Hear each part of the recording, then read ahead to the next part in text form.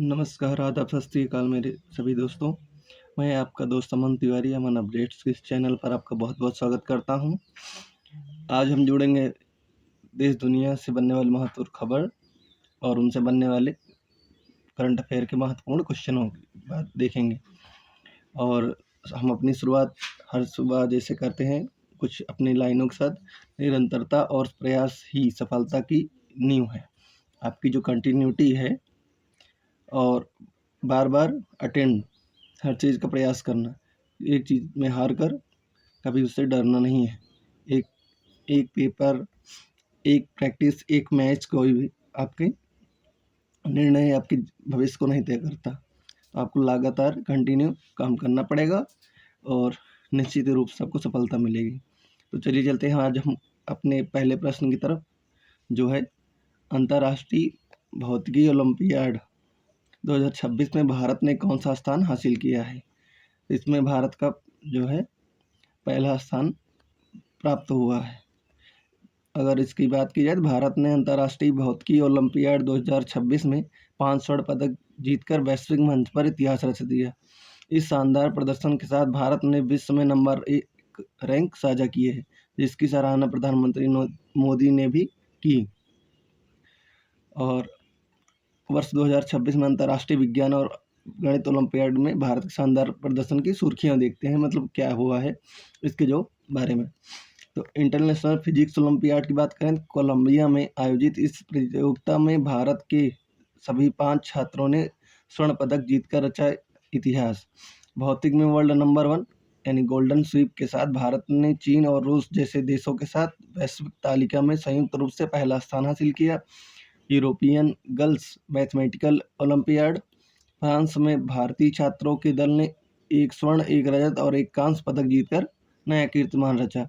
और गणित में ऐतिहासिक स्वर्ण, मुंबई के श्रेया शांतनु मुंडड़ा ने इस प्रतियोगिता में भारत के लिए पहला ऐतिहासिक स्वर्ण पदक जीता और विश्व रैंकिंग में तीसरा स्थान प्राप्त किया। सर्वश्रेष्ठ टीम की बात की जाए तो भारतीय खिलाड़ी लड़कियों की टीम ने प्रतियोगिता के इतिहास में अपनी अब तक की सर्वश्रेष्ठ 6ठी रैंक हासिल की। नोडल एजेंसी की भूमिका की बात करें तो इन सभी वैश्विक प्रतियोगिताओं के लिए छात्रों के चयन और कड़े प्रशिक्षण की जिम्मेदारी हुमा बाबा विज्ञान शिक्षा केंद्र ने निभाई है।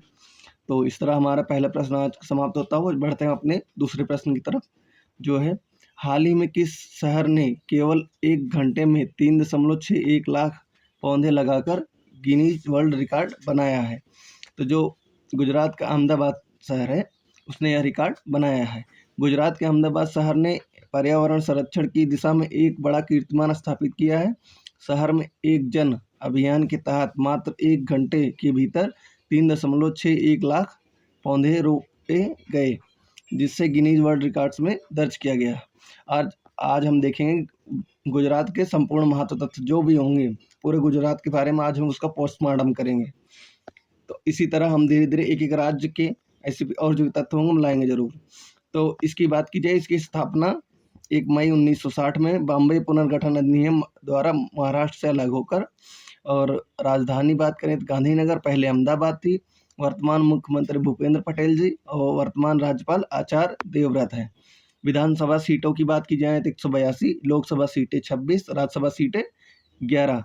हाई कोर्ट इसके अहमदाबाद, गुजरात उच्च न्यायालय। और ऐतिहासिक एवं भौगोलिक तथ्य देखें तो सिंधु घाटी सभ्यता, लोथल, विश्व का प्राचीनतम गोदीवाड़ा और धौलावीरा यूनेस्को विश्व धरोहर। और इसकी और आगे बात की जाए तो सबसे लंबी तटरेखा जो है, भारत में सबसे लंबी समुद्री तटरेखा लगभग 1600 किलोमीटर गुजरात की है। यह रेखा गुजरात के कर्क रेखा, यह रेखा गुजरात की उत्तरी भाग कच्छ में मेहसाणा आदि से होकर गुजरती है।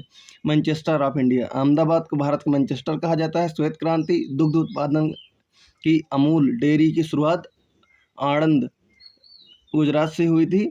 और राष्ट्रीय उद्यान की अगर बात की जाए गुजरात के और वन्य जीव अभ्यारण्य की, तो गिर राष्ट्रीय उद्यान एशियाई शेरों का एकमात्र प्राकृतिक निवास स्थान। मरीन राष्ट्रीय उद्यान कच्छ की खाड़ी में स्थित भारत का पहला समुद्री राष्ट्रीय उद्यान। ब्लैक बक यानी या फिर बेलावदार राष्ट्रीय उद्यान काले हिरण को संरक्षण के लिए प्रसिद्ध है। वसंदा राष्ट्रीय वंसदा राष्ट्रीय उद्यान की बात करें तो नवसारी जिले में स्थित घने जंगलों वाला उद्यान। और कच्छ कारण की बात करें जंगली गधों के एकमात्र अभ्यारण्य के लिए प्रसिद्ध, यानी जंगली गधों के लिए एकमात्र यह जो है अभ्यारण्य है। लोक नृत्य और संस्कृति की बात की जाए तो प्रमुख लोक नृत्य इसका गरबा यूनेस्को की अमूर्त धरोहर में शामिल है। और डांडिया, रास और भवाई पारंपरिक थिएटर नृत्य है भवाई। और राजकीय पशु बात करें तो एशियाई शेर, राजकीय पक्षी ग्रेटर फ्लेमिंगो, हंसराज। राज्य वृक्ष की बात करें तो आम का पेड़, राज्य का फूल की बात करें तो गेंदा। इस प्रकार हम ऐसे धीरे धीरे एक राज्य उठा लेंगे और एक एक टॉपिक करके इससे ही उसका पोस्टमार्टम पूरी तरह से करेंगे। बढ़ते हैं अपने अगले प्रश्न के, जो हमारा तीसरा प्रश्न होगा। भारतीय महिला क्रिकेट टीम ने किस देश को 270 रनों से हराकर लॉर्ड्स के मैदान पर अपनी पहली ऐतिहासिक टेस्ट जीत दर्ज की है? तो इसका सही उत्तर होगा इंग्लैंड। इंग्लैंड की सरजमीन पर जाकर भारतीय महिला क्रिकेट टीम ने उसको हरा दिया है। एकमात्र टेस्ट क्रिकेट था। और इसकी बात करें, भारतीय महिला क्रिकेट टीम ने क्रिकेट के मक्का कहे जाने वाले लॉर्ड्स मैदान पर आयोजित पहले महिला टेस्ट मैच में इंग्लैंड को 270 रनों की विशाल अंतर से शिकस्त दी है। महिला क्रिकेट टीम के लिए इतिहास का पल रहा है। और इसके बारे में अगर आज हम देखेंगे, जो भारतीय और अंतर्राष्ट्रीय महिला क्रिकेट का जो इतिहास है उसके बारे में देखिए, धीरे धीरे हम कुछ टॉपिक्स ऐड करते जा रहे हैं, जैसे थोड़ा सा मुझे एक्सपीरियंस हो रहा है, अभी सीख रहे हैं क्या क्या ऐड कर सकते हैं। तो जैसे जैसे मुझे एक्सपीरियंस हो रहा है क्या क्या किया जा सकता है बच्चों के लिए और ज़्यादा, तो मैं कर रहा हूँ। तो आज हम जिससे देखेंगे कि भारतीय क्रिकेट और अंतर्राष्ट्रीय क्रिकेट महिलाओं के बारे के पूरे इतिहास के बारे में देखेंगे। तो इसकी शुरुआत जो हुई थी 1934-1973 में हुआ था। दुनिया का पहला क्रिकेट टेस्ट 1934 में ऑस्ट्रेलिया और इंग्लैंड के बीच हुआ। पुरुषों से 2 साल पहले ही 1973 में ही पहला महिला वनडे विश्व कप खेला गया, यानी पुरुषों का 1975 में खेला गया था पहला विश्व कप।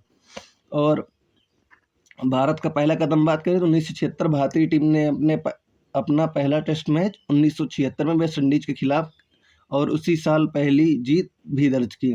दिग्गजों की विश्व रिकॉर्ड बात करें तो भारत की मिताली राज वनडे क्रिकेट में सर्वाधिक रन 7805 और झूलन गोस्वामी सर्वाधिक विकेट 255 लेने वाली दुनिया की नंबर 1 खिलाड़ी हैं।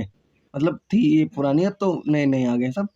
और विश्व कप का सफर बात करें, भारतीय टीम आज तक 2 बार 2005, 2017 वनडे विश्व कप के फाइनल मुकाबले तक पहुंची है, यानी ये पहुंची है, अभी तक विजेता नहीं हुई वनडे की।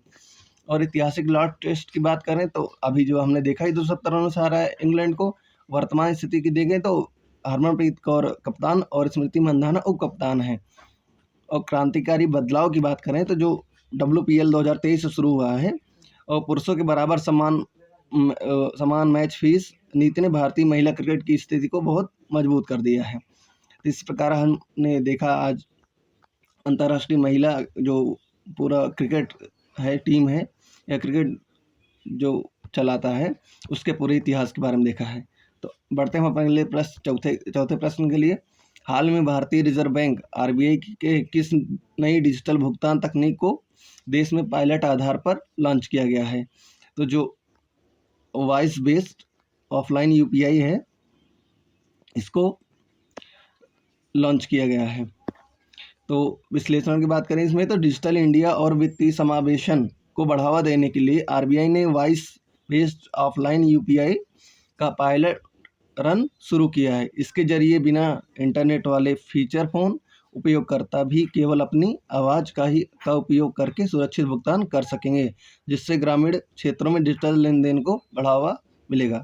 इसका लगभग मुख्य उद्देश्य ऐसा समझिए कि बहुत सारे लोग ऐसे हैं कि वो अपने फ़ोन से भी जिसके पास स्मार्टफोन भी है तो पेमेंट नहीं कर पाते हैं, थोड़ा अशिक्षा की वजह से या फिर जानकारी ना होने की वजह से। तो आप वो सिर्फ बोल कर ही अपना पेमेंट कर लिया करेंगे। अच्छी पहल है यहाँ पे RBI द्वारा। और आज RBI के पूरे इतिहास की बात करें, आज इसका भी पोस्टमार्टम कर देते हैं हम। तो इसकी स्थापना सिफारिश बात की जाए तो हिल्टन यंग कमीशन या यंग हिल्टन कमीशन के बारे में की जाती है, के द्वारा हुई है, और 1934 का अधिनियम द्वारा हुआ है, और 1 अप्रैल 1935 को 5 करोड़ की शुरुआती अधिकृत पूंजी के साथ शुरुआत हुई थी। इसका राष्ट्रीयकरण बात करें तो 1 जनवरी 1949 को यह पूरी तरह से सरकारी बैंक बना। इसका मुख्यालय प्रारंभ में कोलकाता था, जिसे 1937 में अस्थायी रूप से मुंबई स्थानांतरित कर दिया गया।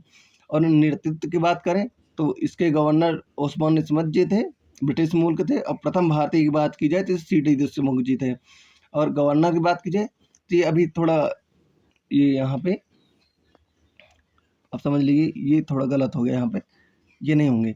अब संजय मल्होत्रा जी हैं, हम इसको सही कर देंगे लगभग। आप यहाँ चेंज कर लीजिएगा क्योंकि हम कर देते हैं। तो इसके वर्तमान गवर्नर संजय मल्होत्रा जी होंगे। और मुख्य कार्य की बात की जाए आरबीआई की तो यह नोट जारी करना, 2 से लेकर 10,000 तक की करेंसी नोट छापने का विशेष अधिकार है। 1 का नोट वित्त मंत्रालय द्वारा जारी किया जाता है। आप इसको पॉइंट जरूर करेंगे कि जो 1 का नोट जो होता है इसको वित्त मंत्रालय द्वारा जो है जारी किया जाता है, ना कि आरबीआई द्वारा। बैंकों का बैंक कहा जाता है, देश के सभी वाणिज्यिक बैंकों की गतिविधियों को नियंत्रित करता है और विनियमित करता है। सरकार का बैंकर यानी केंद्र और राज्य सरकारों के लिए बैंकर और वित्तीय सलाहकार के रूप में कार्य करता है इससे। और मौद्रिक नीति यानी मॉनेटरी पॉलिसी मुद्रास्फीति महंगाई को नियंत्रित करने के लिए repo rate, reverse repo rate और एमएसएफ तय करता है, और विदेशी मुद्रा का संरक्षण भी करता है। भारत के विदेशी मुद्रा भंडार यानी फॉरेन एक्सचेंज रिजर्व का प्रबंधक और रखरखाव भी करना पड़ता है इसका आरबीआई काम। तो देखते हैं, आज हमने देखा कि आरबीआई की पूरी तरह से पोस्टमार्टम हमने कर दिया है। जो भी जितने भी क्वेश्चन बन सकते थे लगभग उसके इतिहास से सबने कर दिया गया है। तो इसी तरह हम धीरे धीरे अपने प्रश्नों में और भी जोड़ते जाएंगे। तो बढ़ते हैं अपने के लिए प्रश्न के लिए। जो 5वां प्रश्न होगा, शायद थोड़ी सी क्लास बड़ी हो जाए पर इसमें कंटेंट की भरमार है, कस के एकदम बहुत सारे क्वेश्चन आपको मिलेंगे। और निश्चित ही किसी एग्ज़ाम के लिए भी आप मोर देन इनफ होगा। मेरी करंट अफेयर और मैं जीके जीएस के लाऊंगा। अभी थोड़ी सी जैसे हम गांव से रहते, गांव में बिलोंग करते हैं हम लोग रहते हैं, तो थोड़ी खेती बाड़ी धान वान की रुपाई चल रही है ना, तो इसलिए वजह से टाइम लग जाता है, थोड़ा काम रहता है। तो हम धीरे धीरे जीके जीएस की भी, आपकी जीके जीएस और मैथ की क्लासेस, रीजनिंग, इन तीनों सब्जेक्ट लाएंगे। बहुत गजब की क्लासेस लाएंगे। आप सिर्फ बने रहिए हमारे चैनल से।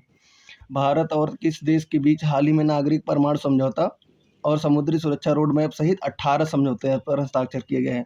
जिस प्रकार ऑस्ट्रेलिया और न्यूजीलैंड के दौरे पे थे ना प्रधानमंत्री मोदी जी ने, तो वहाँ पर ऑस्ट्रेलिया में प्रधानमंत्री मोदी ने 18 समझौते पर हस्ताक्षर किए हैं। और विश्लेषण की बात करें, भारत और ऑस्ट्रेलिया ने द्विपक्षीय संबंधों को मजबूत करते हुए 18 महत्वपूर्ण समझौते पर हस्ताक्षर किए हैं। इसमें सबसे अहम सिविल न्यूक्लियर पैक्ट है, जिसके तहत ऑस्ट्रेलिया भारत के परमाणु ऊर्जा संयंत्रों के लिए यूरेनियम की आपूर्ति करेगा। और इसकी और अन्य तथ्यों की बात करें तो जो भारत के परमाणु इतिहास के बारे में देखिए, आज हम लगभग 4-5 क्वेश्चनों में उसके पूरे इतिहास के ला दिए हैं। आज जैसे हमारा भारत के परमाणु के इतिहास के बारे में बात करेंगे तो इसकी शुरुआत 1948 में डॉक्टर होमी जहांगीर भाभा के नेतृत्व में परमाणु ऊर्जा आयोग AEC के गठन के साथ भारत का परमाणु सफर शुरू हुआ।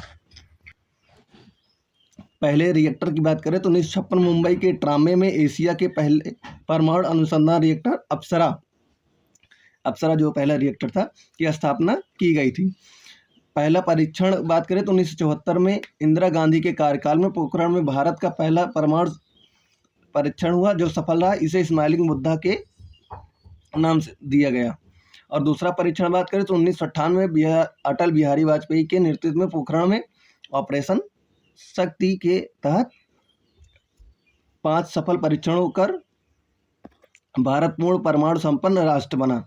और क्या ही कहानी थी, किसी दिन हम लाएंगे इसके पूरे परमाणु के जो बारे में पूरी तरह से अच्छे से, क्या कैसे हुआ था, क्या क्या घटनाएं हुई थे। अमेरिका की तरह के दबाव के बाद भी जो दिमाग लगाया, पूरे चलाया, जो नीति बनाई इंडिया ने, पूरी दुनिया देखती रह गई। तो और आगे बात करें परमाणु नीति 2003 के बारे में बात करें, भारत ने नो फर्स्ट यूज नीति अपनाई, जिसके तहत भारत किसी देश पर पहले परमाणु हमला नहीं करेगा। और परमाणु त्रिक यानी न्यूक्लियर ट्राइड की बात करें, पनडुब्बी आईएनएस अरिहंत के शामिल होने से भारत के पास जल, थल और नभ तीनों जगहों से परमाणु जवाबी हमले की क्षमता आई। वैश्विक समझौता की बात करें तो अमेरिका के साथ ऐतिहासिक 123 नागरिक परमाणु समझौते के बाद भारत के लिए वैश्विक परमाणु ईंधन के रास्ते खुले। वर्तमान स्थिति 2026 की बात करें, भारत तेजी से अपने परमाणु ऊर्जा क्षमता बढ़ा रहा है और हाल ही में ऑस्ट्रेलिया के साथ यूरेनियम आपूर्ति के लिए बड़ा समझौता किया है। और अगले प्रश्न की तरफ चलते हैं। हमारा जो छठा प्रश्न होगा, वित्तीय वर्ष 2026 की पहली तिमाही अप्रैल से जून में भारत के निर्यात में कितने प्रतिशत की वृद्धि दर्ज की गई है? तो जो 11.37% इसकी वृद्धि दर दर्ज की गई है।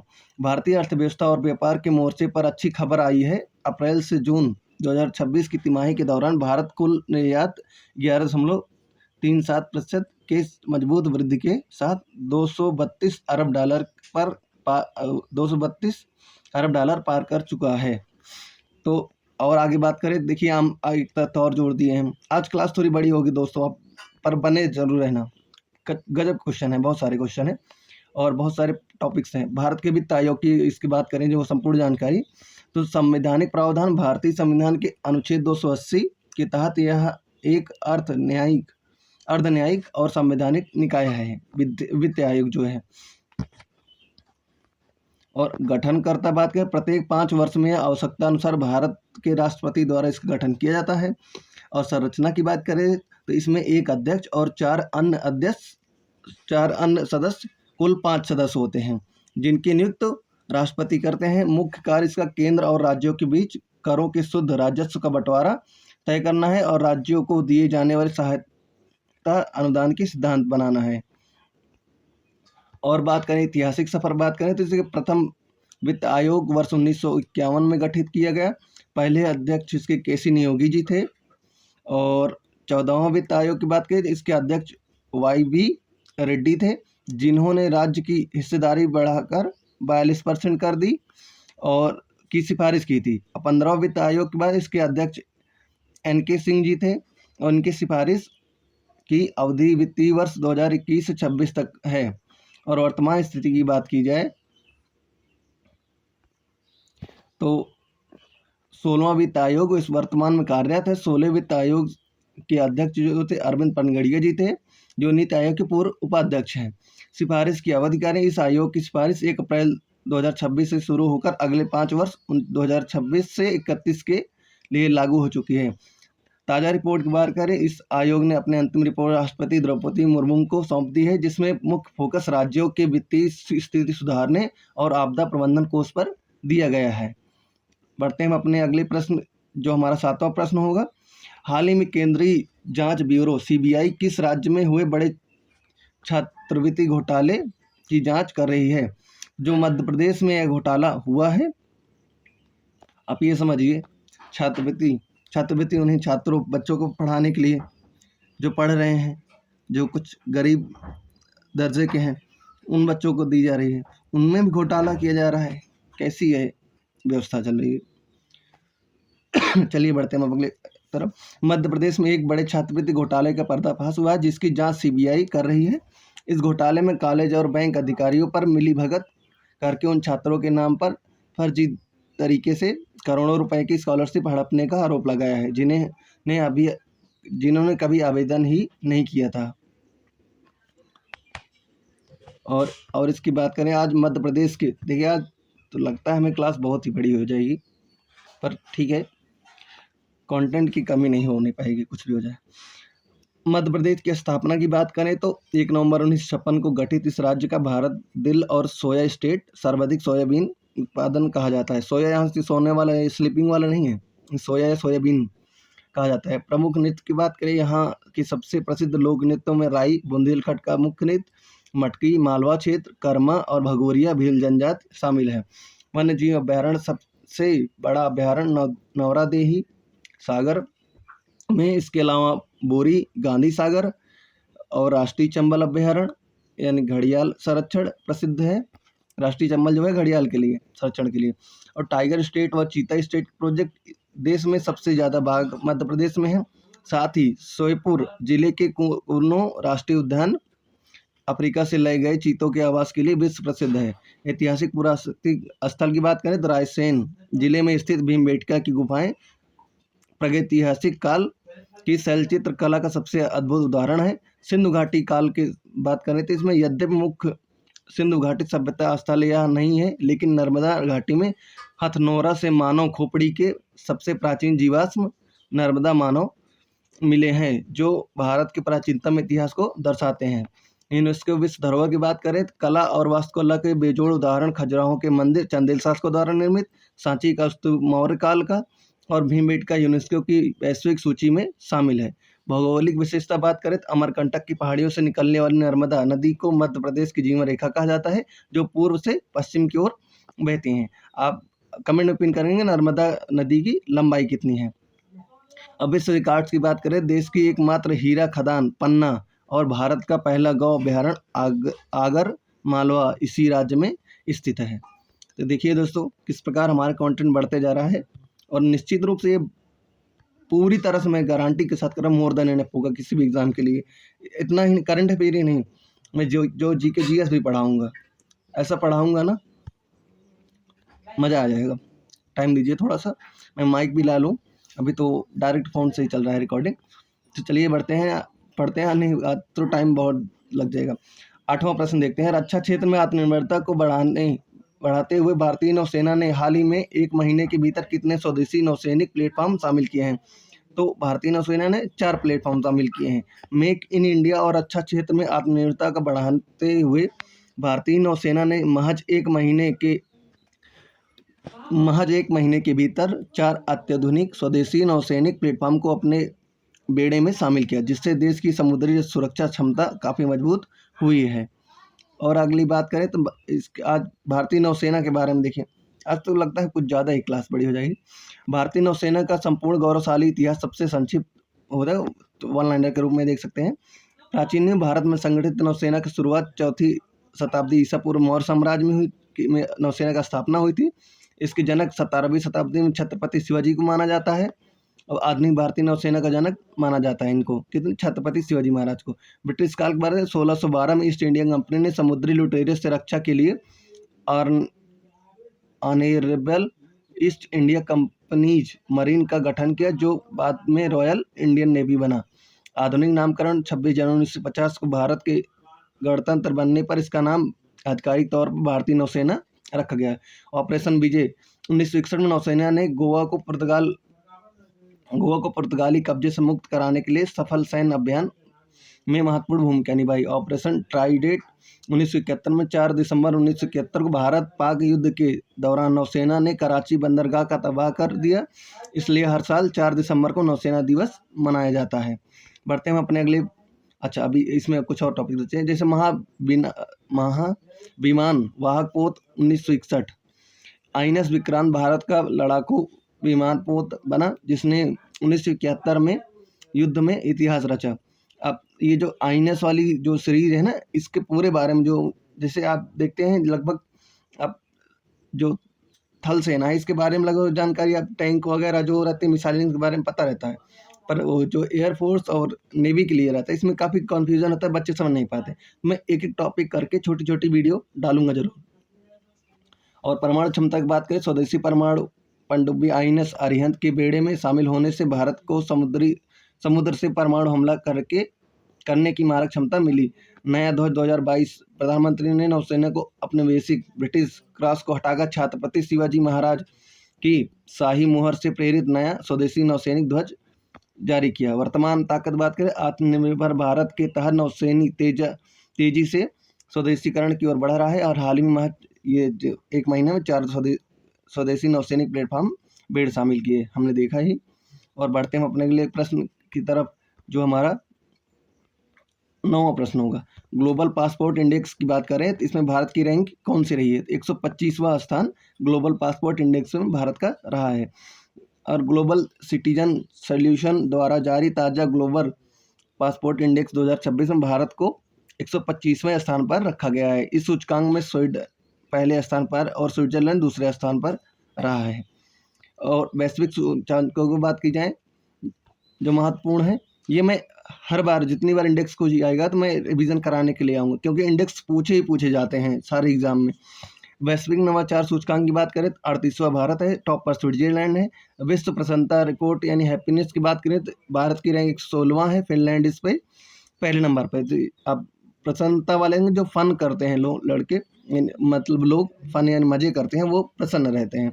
और पीस की बात करें तो 127 भारत है, आइसलैंड इस पे ऊपर है, जो आइस की तरह रहता है ना, शांत एकदम रहता है, यानी पीस से याद करते हैं, आइस की तरह जो रहेगा शांत रहेगा, ठंडा रहे। और हेनले पासपोर्ट की बात करें, भारत 80वें स्थान पर, सिंगापुर पहले नंबर पर। वैश्विक पासपोर्ट सूचकांक की बात करें तो 125वें स्थान पर भारत, स्वीडन शीर्ष पर। विश्व प्रेस स्वतंत्रता सूचकांक की बात करें 197वां देश पे भारत है और शीर्ष पर नॉर्वे है।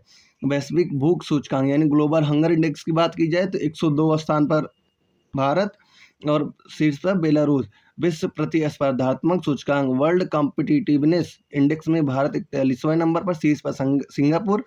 जलवायु परिवर्तन सूचकांक की बात करें तो भारत 23वें स्थान पर, शीर्ष पर डेनमार्क। भ्रष्टाचार बोध सूचकांक की बात करें, भारत 91वें स्थान पर, डेनमार्क टॉप पर है। लॉजिस्टिक्स प्रदर्शन सूचकांक की बात करें तो 38वें स्थान पर भारत, सिंगापुर पहले नंबर पर। वैश्विक आतंक सूचकांक की बात करिए, भारत 13वें स्थान पर और प्रभावित सबसे देश बात करें तो बुर्किना फासो पहले नंबर पर होगा। और हम बढ़ते हैं अपने अगले 10वें प्रश्न, आखिरी प्रश्न जो हमारा होगा, हाल ही में नासा के किस अंतरिक्ष यान ने शनि के चंद्रमा टाइटन पर तरल मीथेन की झीलों के अब तक के सबसे स्पष्ट तस्वीरें भेजी हैं? तो जो ड्रैगन फ्लाई मिशन जो है नासा का, उसने इस फोटो को भेजा है। नासा के ड्रैगन फ्लाई मिशन ने एक बड़ी वैज्ञानिक कामयाबी हासिल की है। इस रोवर क्राफ्ट ने शनि के सबसे बड़े चंद्रमा टाइटन के वायुमंडल को पार करते हुए वहां मौजूद तरल मीथेन और इथेन की विशाल झीलों की उच्च रिजोल्यूशन वाली नई तस्वीरें भेजी है, जिससे पृथ्वी पर जीवन की उत्पत्ति को समझने में मदद मिल सकती है। यार नासा तो कुछ अलग ही सब कुछ किए जा रहा है, कुछ भी कर सकता है। चलिए देखते हैं आज नासा के, अरे ये तो बहुत बड़ा हो गया, नासा के बारे में भी और जान लेते हैं। तो इसकी स्थापना 29 जुलाई 1958 में हुई। मुख्यालय इसका वाशिंगटन डीसी में है। पूरा नाम बात करें national aeronautics and space administration.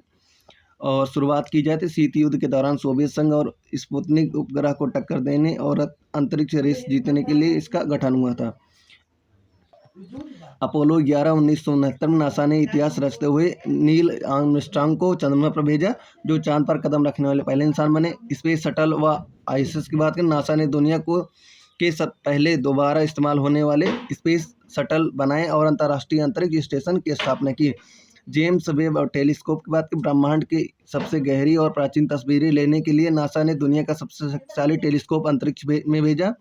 Mangal mission NASA के परसिवरेंस और क्यूरियोसिटी रोवर्स वर्तमान में भारत मंगल ग्रह की सतह पर जीवन के प्राचीन साक्ष्यों की खोज कर रहा है।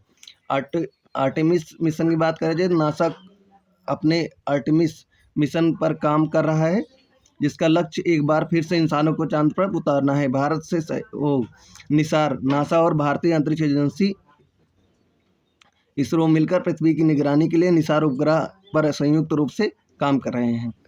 तो आज के हमारे 10 प्रश्न यहीं पर समाप्त होते हैं। आज हम देखेंगे अपने, अब बता भी देते हैं, एक जो महत्वपूर्ण दिवस, 1 जुलाई को राष्ट्रीय चिकित्सा दिवस, 1 जुलाई को सीए डे और एक को जीएसटी दिवस, 2 को विश्व खेल पत्रकार दिवस, 3 जुलाई को अंतर्राष्ट्रीय प्लास्टिक बैग मुक्त दिवस, 4 जुलाई को अमेरिका स्वतंत्रता दिवस, 11 को विश्व जनसंख्या दिवस, 12 को मलाला दिवस, 15 तारीख को विश्व युवा कौशल दिवस, 17 तारीख को अंतर्राष्ट्रीय न्याय के लिए विश्व दिवस, और 18 जुलाई की बात करें नेशनल मंडेला दिवस, 20 जुलाई को शतरंज दिवस, 20 जुलाई को अंतर्राष्ट्रीय चंद्रमा दिवस, 22 जुलाई को राष्ट्रीय आम दिवस, 23 को राष्ट्रीय प्रसारण दिवस, 26 जुलाई को विश्व कारगिल विजय दिवस, 28 को विश्व हेपेटाइटिस, 28 को विश्व प्राकृतिक संरक्षण दिवस, 29 जुलाई को राष्ट्रीय बाघ दिवस, 30 जुलाई को अंतर्राष्ट्रीय मित्रता दिवस।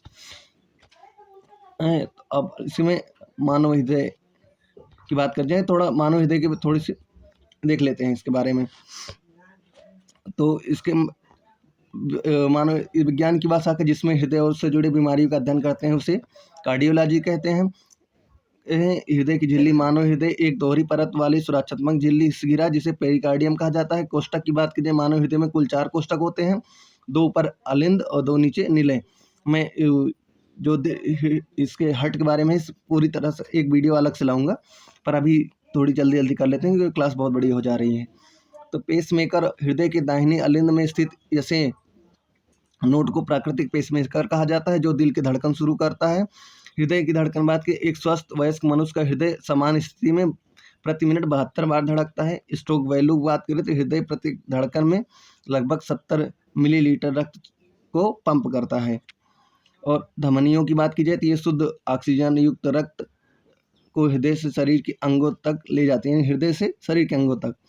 अपवाद पल्मोनरी धमनी, इसमें ये ले नहीं जाती हैं, इसमें अशुद्ध खून रहता है। सिराएं, ये अशुद्ध कार्बन डाइऑक्साइड युक्त रक्त को अंगों से वापस हृदय तक लाती हैं। जो पल्मोनरी सिरा होती है तो वो अपवाद है। सबसे बड़ी धमनी की बात कीजिए तो मानव शरीर की सबसे बड़ी मुख्य धमनी महाधमनी अओर्टा जो बाएं नीले से निकलती है। हृदय वाल्व की बात की, हृदय के भीतर रक्त के उल्टे बहाव को रोकने के लिए वाल्व होते हैं। बाएं हिस्से में बाइकस्पिड और दाहिने हिस्से में ट्राइकस्पिड वाल्व होते हैं। हृदय की ध्वनि की बात करें, दिल की धड़कन के दौरान वाल्वों के बंद होने से उत्पन्न होने वाली आवाज़ लबडब, ये लबडब कहा जाता है। रक्तचाप, तो दोस्तों इसमें लबडब हो गया था शायद, ये शायद वीडियो रुक गई थी, आप देख लीजिएगा, इसमें मैं PDF डाल दूंगा। देन रक्तचाप 120/80 होता है। ये ACG यानी इलेक्ट्रोकार्डियम होता है जिसकी जांच की जाए। परिसंचरण तत्व की खोज 1628 में वैज्ञानिक विलियम हार्वे ने की थी। तो मैं PDF डाल दूंगा, आप इसको देख लीजिएगा। और इस तरह से आज की हमारी क्लास यहीं समाप्त होती है। तो आप देखेंगे वीडियो थोड़ी लंबी तो हो गई, पर इसमें कंटेंट की कमी कहीं से भी नहीं रही हो। जो हम धीरे धीरे साइंस, GK, GS और मैथ, रीजनिंग की भी क्लासेस और लाएंगे। 2-4 दिनों में फ्री हो जाएंगे, फिर लाएंगे जरूर। आपको ये वीडियो पसंद आई हो, ये मेरा जो प्रयास रहा है पसंद आएगा तो वो चैनल को सब्सक्राइब जरूर करेंगे, अपने दोस्तों के साथ शेयर करें और कमेंट करें और लाइक करें। कमेंट बताएं कैसी लगी क्लास और आपको किस टॉपिक की और ज़रूरत है उसको भी आप कमेंट करें। तो चलते हैं, मिलते हैं हम अगली वीडियो में। धन्यवाद।